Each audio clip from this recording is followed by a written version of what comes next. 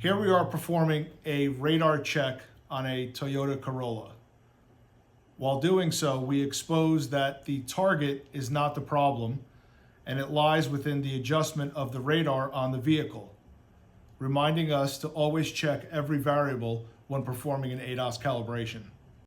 All right, let's not waste our setup. Let's see if we can check the front radar sensor axis deviation data reading. What this should tell us is what the reading will be for the cone versus what this car knows as 0. And now, difference number 1 is going to be where the radar goes, which is 3,000. And the only thing I really need to know right now is where was this car made? Was it in Kentucky? It was TMMM.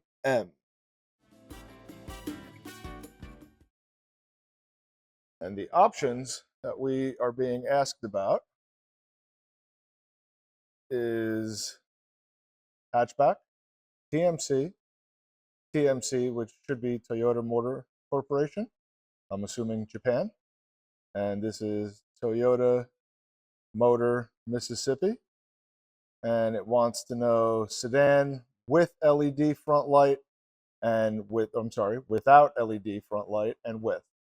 This does not have LED front lights. We are at 640 millimeters and they want us to be 3,000.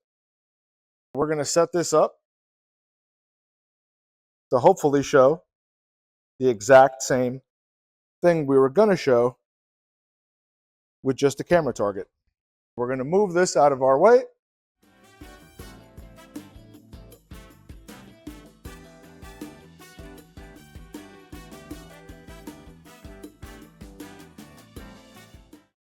$644.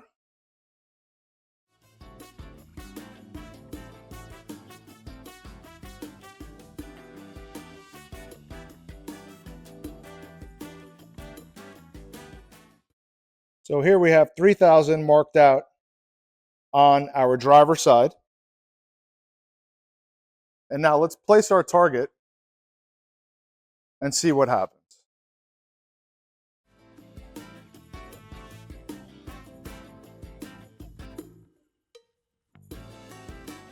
So let's take a minute to note here. 3,000. Cutting across, but only measuring once. We can see from the rear, we are with the center line we marked. We can see from here, we are cutting across exactly where the marker is. And I have placed this target for now, where you can see where the 3,000 across leads to. We're going to check this, and then we're going to measure this side and see what difference lies here.